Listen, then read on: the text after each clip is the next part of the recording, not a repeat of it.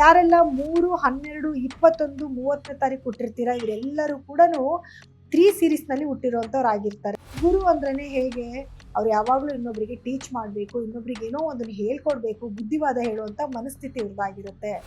Knowledge ಅನ್ನೋದು ತುಂಬ ಚೆನ್ನಾಗಿರುತ್ತೆ. ಬರೀ ಒಂದು ವಿಚಾರದ ಬಗ್ಗೆ ನಾಲೆಡ್ಜ್ ಇಟ್ಕೊಳ್ಳಲ್ಲ, ಇವರು ನಾನಾ ವಿಚಾರಗಳ ಬಗ್ಗೆ ನಾಲೆಡ್ಜ್ ಇಟ್ಕೊಂಡಿರ್ತಾರೆ.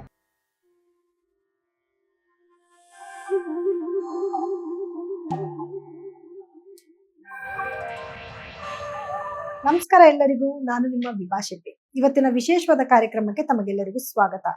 ವಿಶೇಷವಾದ ಕಾರ್ಯಕ್ರಮ ಅಂದ್ರೆ ನಾನು ಯಾವ್ದ್ರ ಬಗ್ಗೆ ಮಾತಾಡ್ತಾ ಇದ್ದೀನಿ ನೋಡಿ. ಪ್ರತಿಯೊಬ್ಬ ಮನುಷ್ಯನಿಗೂ ಕೂಡ ಇವಾಗ ಒಂದು ಸಮಯ ಅನ್ನೋದು ನಿಗದಿ ಆಗಿರುತ್ತೆ. ಒಬ್ಬ ಮನುಷ್ಯ ಹುಟ್ಟಿದ ದಿನಾಂಕ ನಮ್ಗೆ ತುಂಬಾ ಇಂಪಾರ್ಟೆಂಟು, ಹುಟ್ಟಿದ ಸಮಯ ಕೂಡ ತುಂಬಾ ಇಂಪಾರ್ಟೆಂಟು. ನಾವೆಲ್ಲೇ ಹೋಗ್ಬೇಕು ಅಂತಂದಾಗೂ ಕೂಡ ನಾವು ಎಷ್ಟು ಗಂಟೆಗೆ ಹೋಗ್ಬೇಕು, ಎಷ್ಟು ಗಂಟೆಗೆ ಮನೆಗೆ ವಾಪಸ್ ಬರ್ತೀವಿ, ಪ್ರತಿಯೊಂದನ್ನು ಕೂಡ ನಾವು ಫಾಲೋ ಅಪ್ ಮಾಡ್ತೀವಿ.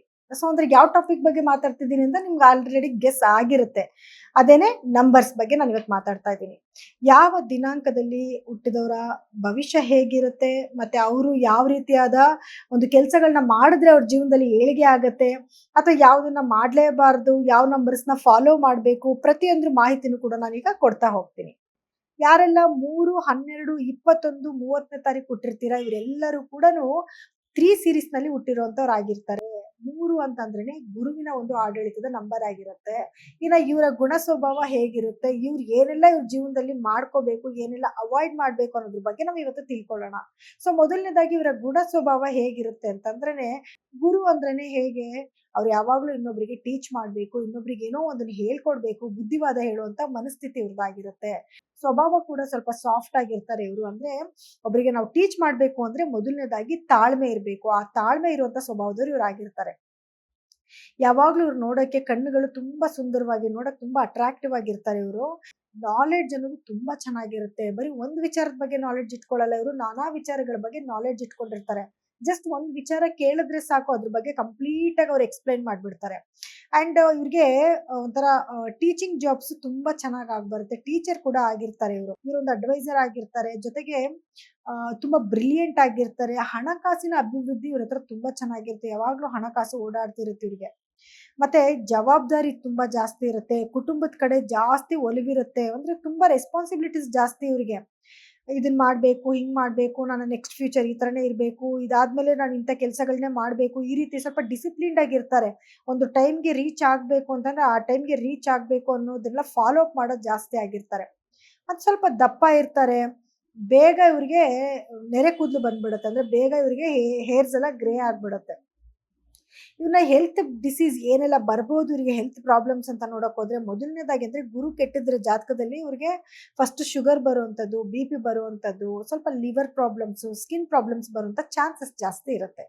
ಇನ್ನ ಇಷ್ಟೊಂದು ಪಾಸಿಟಿವ್ ಥಿಂಗ್ಸ್, ಪಾಸಿಟಿವ್ ಪಾಯಿಂಟ್ಸ್ ಇವ್ರ ಹತ್ರ ಇದೆ. ಅಂದ್ರೆ ನೆಗೆಟಿವ್ ಎಲ್ಲ ಏನಿರ್ಬೋದು ಅಂತ ನೋಡಕ್ ಹೋದ್ರೆ, ಬೇಗ ಇವರು ಡೈವರ್ಟ್ ಆಗ್ಬಿಡ್ತಾರೆ.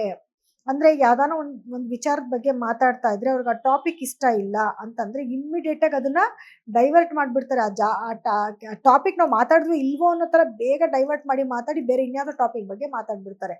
ಆಮೇಲೆ ಇವರು ಬೇರೆಯವ್ರಿಗೋಸ್ಕರ ತಮ್ಮ ಫ್ಯಾಮಿಲಿನ ಅವಾಯ್ಡ್ ಮಾಡೋದು ಜಾಸ್ತಿ ಆಗಿರುತ್ತೆ. ಯಾವಾಗ್ಲೂ ಬೇರೆಯವ್ರಿಗೆ ಇವರು ಸಹಾಯ ಮಾಡಿ ತನ್ನ ಫ್ಯಾಮಿಲಿಗೆ ಜಾಸ್ತಿ ಆದ್ಯತೆನ ಕೊಡೋದಿಲ್ಲ. ಫ್ಯಾಮಿಲಿ ಅಂದ್ರೆ ತುಂಬಾ ಇಷ್ಟ, ಫ್ಯಾಮಿಲಿಗೋಸ್ಕರ ಕಷ್ಟ ಪಡ್ತಾರೆ. ಇವಾಗ ಏನೋ ಹೊರಗಡೆ ಯಾರಿಗೋ ಒಬ್ರಿಗೆ ಸಹಾಯ ಮಾಡ್ಬೇಕು ಅಥವಾ ಮನೆಯವ್ರಿಗೂ ಯಾರಿಗೋ ಸಹಾಯ ಮಾಡ್ಬೇಕು ಅಂತ ಬಂದಾಗ ಇವರು ಫಸ್ಟ್ ಹೊರಗಡೆ ಅವ್ರಿಗೆ ಸಹಾಯ ಮಾಡ್ತಾರೆ, ಆಮೇಲೆ ಮನೆ ಮನೆ ಅಂತ ನೋಡಕ್ ಶುರು ಮಾಡ್ತಾರೆ. ಗುರು ಅಲ್ವಾ ಇವರು, ಇನ್ನೊಬ್ರು ಇವ್ರನ್ನ ನಂಬ್ಕೊಂಡು ಬಂದಿದ್ದಾರೆ ಅಂದ್ರೆ ಫಸ್ಟ್ ಅವ್ರಿಗೇನೋ ಸಹಾಯ ಮಾಡ್ಬೇಕು. ಸೆಲ್ಫಿಶ್ನೆಸ್ ಜಾಸ್ತಿ ಇರಲ್ಲ ಇವ್ರ ಹತ್ರ. ಇನ್ನೊಬ್ರಿಗೆ ಸಹಾಯ ಮಾಡ್ಬೇಕು, ಅವ್ರಿಗೇನೋ ಹೇಳ್ಕೊಡ್ಬೇಕು ಅನ್ನೋಂಥ ಮನಸ್ಥಿತಿ ಜಾಸ್ತಿ ಇವ್ರಿಗಿರತ್ತೆ. ಅತಿಯಾಗಿ ನಂಬುವಂಥದ್ದು ಇದೇ ಇವರ ನೆಗೆಟಿವ್ ಪಾಯಿಂಟ್. ಯಾರಾದ್ರೂ ಏನಾದ್ರು ಹೇಳಿದ್ರೆ ಸಾಕು ಬೇಗ ಅವ್ರನ್ನ ಬಿಲೀವ್ ಮಾಡ್ಬಿಡ್ತಾರೆ. ಅವ್ರಿಗೋಸ್ಕರ ಏನ್ ಬೇಕಾದ್ರೂ ಇವ್ರು ಮಾಡ್ಬಿಡ್ತಾರೆ. ಅಕಸ್ಮಾತ್ ಅವ್ರೇನಾದ್ರು ತೊಂದರೆ ಕೊಟ್ಟಾಗ ಅವಾಗ ಸ್ವಲ್ಪ ಇವರು ಹರ್ಟ್ ಆಗೋದಾಗತ್ತೆ. ಇನ್ನ ಇವರು ತ್ಯಾಗದ ಮನೋಭಾವ ಜಾಸ್ತಿ. ತನ್ನ ಹತ್ರ ಏನು ಇಟ್ಕೊಳಕ್ ಇಷ್ಟಪಡಲ್ಲ. ಯಾರನ್ನ ಬಂದು ಇದು ತುಂಬಾ ಚೆನ್ನಾಗಿದೆ ಅಂತ ಕೇಳಿದ್ರೆ ತಗೊಳ್ಳಿ, ನೀವು ಸ್ವಲ್ಪ ದಿವಸ ಯೂಸ್ ಮಾಡ್ಕೊಳ್ಳಿ ಅಂತ ಕೊಟ್ಬಿಡೋದು. ಆ ರೀತಿ ತ್ಯಾಗದ ಸ್ವಭಾವ ಜಾಸ್ತಿ ಆಗಿರುತ್ತೆ ಇವ್ರಿಗೆ. ಇನ್ನ ಇವರು ಫಾಲೋ ಮಾಡುವಂತ ನಂಬರ್ ಯಾವುದು, ಅನ್ಫಾಲೋ ಮಾಡ್ಬೇಕಾಗಿರೋ ನಂಬರ್ ಯಾವುದು ಅಂತ ನೋಡೋಣ. ಅದಕ್ಕೆ ಮುಂಚೆ ಎಜುಕೇಶನ್. ಇವ್ರ ಕೆರಿಯರ್ ಯಾವ್ದು, ಇವ್ರ ಕೆರಿಯರ್ ಹೇಗಿರುತ್ತೆ ಅಂತ, ಯಾವ ರೀತಿಯಾದ ಕೆಲಸಗಳನ್ನ ಅವ್ರು ಮಾಡ್ಬೋದು ಅಂತ ನೋಡೋಕೋರೆ ಟೀಚರ್ ಆಗಿರ್ಬೋದು, ಲಾಯರ್ ಆಗಿರ್ಬೋದು, ಲೀಗಲ್ ಅಡ್ವೈಸರ್ ಆಗಿರ್ಬೋದು, ಯಾವುದೇ ರೀತಿಯಾದ ಅಡ್ವೈಸ್ ಮಾಡುವಂತ ಕೆಲಸಗಳಾಗಿರ್ಬೋದು, ಅಥವಾ ಅಸ್ಟ್ರಾಲಜಿ ಮಾಡುವಂತದ್ದಾಗಿರ್ಬೋದು, ಇದೆಲ್ಲನೂ ಕೂಡ ಇವರಿಗೆ ತುಂಬಾ ಚೆನ್ನಾಗಿ ಬರುವಂತ ಕೆಲಸಗಳು. ಈ ಎಜುಕೇಶನ್ ಯಾವ್ದು ಮಾಡ್ಬೇಕು ಅದಕ್ಕೆಲ್ಲ ಸಂಬಂಧಪಟ್ಟಿರೋದು ಅಂತ ನೋಡಿದ್ರೆ, ಮೊದಲನೇದಾಗಿ ಇವರು BA B.Ed ಮಾಡ್ಕೊಳ್ಳೋದು. ಈಗ ಟೀಚಿಂಗಿಗೆ B.Ed ಬೇಕೇ ಬೇಕು. BA ಅಂತಂದ್ರೆ ಅವ್ರದ್ದು ಇದೇನದು ಎಲ್ಲಾ ವಿಚಾರಗಳನ್ನ ಸ್ವಲ್ಪ ಕ್ಲೀನಾಗಿ ಎಕ್ಸ್ಪ್ಲೈನ್ ಮಾಡುವಂತ ಟ್ಯಾಲೆಂಟ್ ಇವ್ರಿಗೆ ತುಂಬಾ ಚೆನ್ನಾಗಿರೋದ್ರಿಂದ ಈ ಲೈನಲ್ಲಿ ಹೋದ್ರೆ ಚೆನ್ನಾಗಿರತ್ತೆ. ಅಂಡ್ ವೇದಿಕೆಗೆ ಸಂಬಂಧಪಟ್ಟಿರೋದು ಅಂದ್ರೆ ಆಸ್ಟ್ರಾಲಜಿಗೆ ಸಂಬಂಧಪಟ್ಟಿರುವಂಥದ್ದು ಓದ್ಕೊಳ್ಳುವಂಥದ್ದು, ಅಥವಾ ಪೊಲೀಸ್ ಆಫೀಸರ್ಗಳಿಗೆ ಸಂಬಂಧಪಟ್ಟಿರುವಂಥ ಓದುವಂಥದ್ದು, ಬ್ಯಾಂಕ್ಗೆ ಸಂಬಂಧಪಟ್ಟಿರುವಂಥದ್ದು ಓದುವಂಥದ್ದು, ಇದೆಲ್ಲನೂ ಕೂಡ ಇವರ ಫ್ಯೂಚರ್ಗೆ ತುಂಬಾ ಚೆನ್ನಾಗಿ ಬ್ರೈಟ್ನೆಸ್ನ ತಂದ್ಕೊಡುತ್ತೆ. ಇನ್ನು ಫಾಲೋ ಮಾಡಬೇಕಾಗಿರೋ ನಂಬರ್ ಯಾವುದು, ಅನ್ಫಾಲೋ ಮಾಡಬೇಕಾಗಿರೋ ನಂಬರ್ಗಳು ಯಾವುದು ಅಂತ ನೋಡಿದ್ರೆ, ಇವರಿಗೆ ತುಂಬಾ ಚೆನ್ನಾಗಿ ಬರುವಂಥ ನಂಬರ್ಗಳು ಯಾವುದು ಅಂದ್ರೆ, ಒಂದು ತುಂಬಾ ಚೆನ್ನಾಗಿ ಬರುತ್ತೆ, 2 ಸೀರೀಸ್ ತುಂಬಾ ಚೆನ್ನಾಗಿ ಬರುತ್ತೆ, 4 ತುಂಬಾ ಚೆನ್ನಾಗಿ ಬರುತ್ತೆ, 5 ತುಂಬಾ ಚೆನ್ನಾಗಿ ಬರುತ್ತೆ, 7 ಬರುತ್ತೆ, 7 50-50 ಇರುತ್ತೆ, ಮತ್ತೆ 8 ತುಂಬಾ ಚೆನ್ನಾಗಿ ಬರುತ್ತೆ, 9 ಕೂಡ ತುಂಬಾ ಚೆನ್ನಾಗಿ ಬರುತ್ತೆ. ಇವ್ರು ಫಾಲೋ ಮಾಡಲೇಬಾರ್ದು ಅನ್ನೋಂಥ ನಂಬರ್ ಯಾವುದು ಅಂತ ನೋಡಕ್ ಹೋದ್ರೆ 6 ತುಂಬಾ ಇವ್ರಿಗೆ ಬರ್ದೇ ಇರುವಂತ ನಂಬರ್ಗಳು, 7 ಕೂಡ 50-50 ಇವರಿಗೆ ಬರೋದಿಲ್ಲ. ಈ ನಂಬರ್ಗಳನ್ನ ಅನ್ಫಾಲೋ ಮಾಡೋದೇ ಒಳ್ಳೇದು. ಇವ್ರಿಗೆ ಲಕ್ಕಿ ಕಲರ್ಸ್ ಯಾವ್ದು ಅಂತ ನೋಡಕ್ ಹೋದ್ರೆ ಯೆಲ್ಲೋ ಫ್ಯಾಮಿಲಿ ಇವರಿಗೆ ತುಂಬಾ ಚೆನ್ನಾಗಿ ಬರುತ್ತೆ. ಜೊತೆಗೆ ಇವರು ಅವಾಯ್ಡ್ ಮಾಡಬೇಕಾಗಿರೋದು ಅಂದ್ರೆ ಬ್ಲೂ ಅಂಡ್ ಬ್ಲ್ಯಾಕ್ ನ ಇವರು ಅವಾಯ್ಡ್ ಮಾಡಬೇಕಾಗುತ್ತೆ. ಸ್ವಲ್ಪ ಕ್ರೀಮ್ ಬೇಸ್ ಅಲ್ಲಿ ಬರುವಂತದ್ದು, ಅಥವಾ ಈ ಪಿಂಕ್ ಕಲರ್ ಬರುತ್ತಲ್ಲ, ಇದನ್ನು ಕೂಡ ಅವಾಯ್ಡ್ ಮಾಡಿದ್ರೆ ಒಳ್ಳೇದು. ಯಾಕಂದ್ರೆ ಅದು 6 ಸೀರೀಸ್ಗೆ ಬರುವಂತದ್ದಾಗಿರೋದ್ರಿಂದ, ಇವ್ರಿಗೆ 6 ಅಪೋಸಿಟ್ ನಂಬರ್ ಆಗಿರೋದ್ರಿಂದ ಅದನ್ನ ಅವಾಯ್ಡ್ ಮಾಡ್ಕೊಂಡ್ರೆ ಒಳ್ಳೇದು. ಇವ್ರಿಗೆ ಬರೋ ಡೈರೆಕ್ಷನ್ ಯಾವುದು ಅಂತ ನೋಡಕ್ ಹೋದ್ರೆ ನಾರ್ತ್ ಮತ್ತೆ ಈಸ್ಟ್ ತುಂಬಾ ಚೆನ್ನಾಗಿ ಇವ್ರಿಗೆ ಬರುತ್ತೆ. ಇನ್ನು ಈ ದಿನಾಂಕದಲ್ಲಿ ಯಾರೆಲ್ಲ ಹುಟ್ಟಿದ್ದಾರೆ ನೋಡೋಣ. ಇನ್ನ 3 ಸೀರೀಸ್ ನಲ್ಲಿ ಯಾರೆಲ್ಲ ಲೆಜೆಂಡ್ಗಳು ಹುಟ್ಟಿದ್ದಾರೆ, ಯಾರೆಲ್ಲ ಸೆಲೆಬ್ರಿಟೀಸ್ ಇದ್ದಾರೆ ಅಂತ ನೋಡಿದ್ರೆ, ಮೊದಲನೇದಾಗಿ ವಿಜಯ್ ಪ್ರಕಾಶ್ ಅವರು ಇಂಥ ಒಂದು ಸಿಂಗರ್. ಅವ್ರ ಕೈ ಕೆಳಗಡೆ ಎಷ್ಟು ಜನ ವಿದ್ಯಾರ್ಥಿಗಳಿಗೆ ಅವರು ಹೇಳ್ಕೊಟ್ಟಿರ್ಬೋದು. 21ನೇ ತಾರೀಕು ಅವ್ರು ಹುಟ್ಟಿದ್ದಾರೆ. ಇನ್ನ ರಚಿತಾ ರಾಮ್ ಅವರು ಕೂಡ 3ನೇ ತಾರೀಕು ಹುಟ್ಟಿದ್ದಾರೆ. ಅವ್ರು ನೋಡಿ ಎಷ್ಟು ಫ್ರೆಂಡ್ಲಿ, ಯಾರು ಹೋದ್ರು ಕೂಡ ಅವ್ರ ಹತ್ರ ಎಷ್ಟು ಪ್ರೀತಿ ವಿಶ್ವಾಸದಿಂದ ಮಾತಾಡ್ತಾರೆ, ತಾಳ್ಮೆಯಿಂದ ಕೇಳಿಸ್ಕೊಂತಾರೆ. ತನ್ನ ಕೈಲಾಗಿರೋ ಅವ್ರು ನೋಡಿ ಕೆಲವೊಂದ್ ಕಡೆ ಸ್ಪೀಚ್ ಕೊಟ್ಟಾಗ ಕೆಲವೊಂದು ಹಿತನುಡಿಗಳನ್ನು ಕೂಡ ಅವ್ರು ಹೇಳ್ತಾ ಇರ್ತಾರೆ, ಜೀವನದ ಪಾಠನ. ಯಾಕಂದ್ರೆ ಅವ್ರದ್ದು ಏಜ್ ಚಿಕ್ಕದು ಆದ್ರೂ ಕೂಡ ಅವರು ಕೆಲವೊಂದು ಜೀವನದ ಪಾಠ ಹೇಗಿರ್ಬೇಕು ನಮ್ ಜೀವನ ಅನ್ನೋದ್ರ ಬಗ್ಗೆ ಕೂಡ ಅವ್ರು ಹೇಳ್ತಾ ಇರ್ತಾರೆ. ಅಂದ್ರೆ ಅಷ್ಟೊಂದೆಲ್ಲ ಅವ್ರಿಗೆ ಪ್ರಬುದ್ಧತೆ ಇದೆ ಅವ್ರಿಗೆ ಅಂತ. ಇನ್ನ ರಾಜೇಶ್ ಕೃಷ್ಣನ್ ಕೂಡ 3ನೇ ತಾರೀಕಿನಲ್ಲಿ ಹುಟ್ಟಿರುವಂತದ್ದು.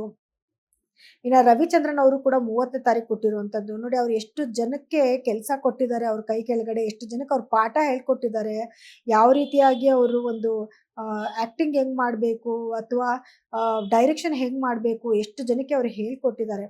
ಶಿವರಾಜ್ ಕುಮಾರ್ ಅವರು ಕೂಡ 12ನೇ ತಾರೀಕು ಹುಟ್ಟಿದ್ದಾರೆ. ವಿವೇಕಾನಂದ, ಯಾರು ನಮ್ಮ ವಿವೇಕಾನಂದ ಅವರು ಕೂಡ 12ನೇ ತಾರೀಕೆ ಹುಟ್ಟಿರುವಂತದ್ದು. ಅವ್ರು ಎಷ್ಟು ಹೆಸರನ್ನ ಮಾಡಿದ್ದಾರೆ ಗೊತ್ತಲ್ವಾ, ಎಷ್ಟು ಜನಕ್ಕೆ ಅವರು ಎಜುಕೇಶನ್ ಕೊಟ್ಟಿದ್ದಾರೆ, ತಿಳುವಳಿಕೆ ಬುದ್ಧಿವಂತಿಕೆನ ಹೇಳ್ಕೊಟ್ಟಿದ್ದಾರೆ. ಹಾಗೆ ಕರೀನಾ ಕಪೂರ್ ಅವರು 21ನೇ ತಾರೀಕು ಹುಟ್ಟಿದ್ದಾರೆ. ಮತ್ತೆ ಸಿದ್ದರಾಮಯ್ಯ ಅವರು ಕೂಡ 12ನೇ ತಾರೀಕೆ ಹುಟ್ಟಿರುವಂತದ್ದು. ರಾಣಿ ಮುಖರ್ಜಿ ಅವರು ಕೂಡ 21ನೇ ತಾರೀಕು ಹುಟ್ಟಿದ್ದಾರೆ.